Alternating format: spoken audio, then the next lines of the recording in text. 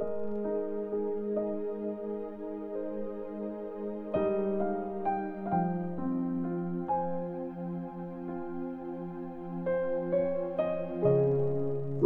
chapter 12. Ang paglilingkod sa Diyos.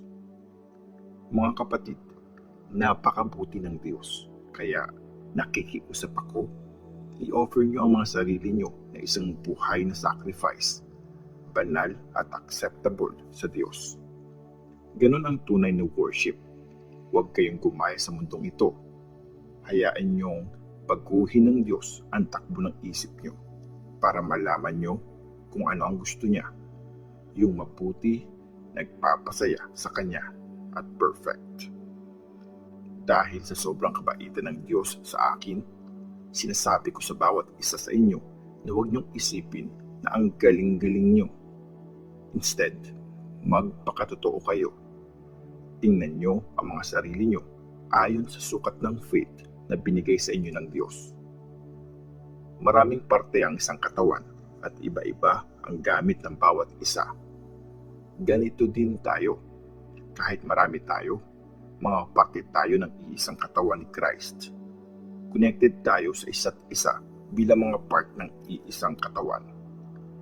Binigyan ng Diyos ang bawat isa sa atin ng iba't ibang gifts para gamitin. Kung pagpipreach ang gift natin, gawin natin to ayon sa faith na meron tayo. Kung pagsaserve ang gift natin, mag-serve tayo. Kung pagtuturo naman, magturo tayo. Kung gift naman ng pag-encourage, gawin natin to. Kung merong gift ng pagbibigay ang isang tao, magbigay siya ng buong puso. Kung pagiging leader naman ang gift niya, pagbutihin niya to. Kung gift naman ng pagtulong sa iba, gawin niya ito ng masaya. Sincere dapat ang pagmamahal nyo. Magalit kayo sa masama. Mahalin nyo kung ano ang mabuti. Magmahalan kayo bilang mga magkakapatid. Sikapin nyong irespeto ang isa't isa. Magsipag kayo at huwag maging tamad. Mag-serve kayo sa Panginoon ng buong puso. Maging masaya kayo dahil sa pag-asa na meron kayo. Magtiyaga kayo sa panahon ng paghihirap at lagi kayong mag-pray. I-share nyo kung anong meron kayo sa mga Christians na nangangailangan ng tulong at patuloyin nyo sa bahay nyo kahit ang mga dayo. Ipag-pray nyo ang mga tao nagpapahirap sa inyo. I-bless nyo sila at huwag sumpain. Makisaya kayo sa mga nagsasaya at makiramay kayo sa mga umiiyak. Maging concerned kayo sa isa't isa. Huwag kayong magyabang. Tanggapin nyo kahit ang mga simpleng gawain. Huwag nyong isipin na ang galing-galing nyo. Kahit ginawan kayo ng masama, huwag nyong gantihan. Gawin nyo kung ano ang mabuti sa tingin ng lahat. Hanggat kaya nyo, pakisamahan nyo ang lahat ng tao. Mga mahal kong kaibigan, huwag kayong gumanti. Hayaan niyong ang Diyos ang gumanti. Kasi sinasabi sa Scripture, ako ang maghihiganti. Pagbabayarin ko ang gumawa ng mali, sabi ng Panginoon. Sinasabi din sa Scripture, pag nagugutom ang mga kaaway mo, pakainin mo sila. Kung nauuhaw sila, painumin mo. Pag ginawa mo to, mahihiya sila sa mga sarili nila. Huwag kayong magpatalo sa masama. Instead, gumawa kayo ng mabuti para matalo nyo ang masama.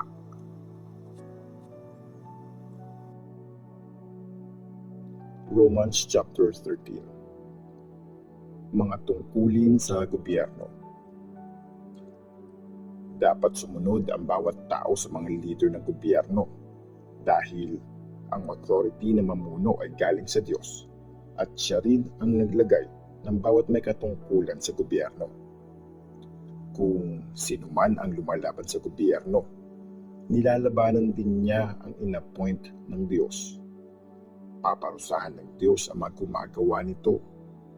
Hindi dapat matakot sa mga leaders ang mga gumagawa ng mabuti kundi yung mga gumagawa ng masama. Gusto mo bang wag nang matakot sa mga leaders? Doon mo ang tama at pupurihin kanila kasi mga nagsiserve sila sa Diyos at tungkulin nila na tulungan ka. Pero kung gumagawa ka ng masama, dapat kang matakot kasi may kapangyarihan silang magparusa. Nagsiserve sila sa Diyos at may karapatan silang parusahan ang mga gumagawa ng masama. Kaya dapat sundin nyo ang mga leaders, hindi lang para iwasan ang parusa ng Diyos, kundi dahil alam nyo na ito ang tamang gawin. Ito rin ang dahilan kung bakit kayo nagbabayad ng tax. Kasi nagsiserve sa Diyos ang mga leaders ng gobyerno pag ginagawa nila ang tungkulin nila. Kaya bayaran nyo lahat ng dapat nyong bayaran sa kanila. Income tax man o property tax. Respetuhin nyo sila at igalang silang lahat. Mga tungkulin sa isa't isa.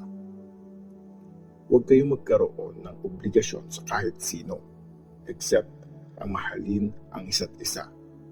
Kasi kung minamahal nyo ang kapwa nyo, natupad nyo na ang law, yung mga utos na huwag kang mangangaliwa, huwag kang papatay, at huwag kang magnanakaw. Huwag mong pag-interesan ang hindi sayo. At ang iba pang utos ay pwedeng isummarize sa isang utos. Mahalin mo ang kapwa mo gaya ng pagmamahal mo sa sarili. Kung mahal mo ang kapwa mo, hindi mo sila gagawa ng masama. Kaya pag nagmahal ka, sinunod mo ang buong law. Gawin nyo to kasi alam nyo dumating na ang oras para gumising kayo. Mas malapit na kasi ngayon sa atin ang kaligtasan kaysa nung una tayong nakakilala sa Panginoon. Matatapos na ang gabi, paparating na ang umaga. Tigilan na natin ang mga masasamang gawain. Maghanda na tayo sa paggawa ng mabuti. Kumilos tayo ng maayos, gaya ng mga kinikilos ng mga tao na nasa liwanag. Huwag tayong pumunta sa mga wild na party o kaya naman ay maglasing. Huwag tayong gumawa ng mga bagay na mahalay o malaswa at huwag makipag-away o mainggit. Instead, gawin niyong si Jesus Christ ang pangdepensa niyo. Huwag niyong pagbigyan ang laman para lang masunod ang gusto nito.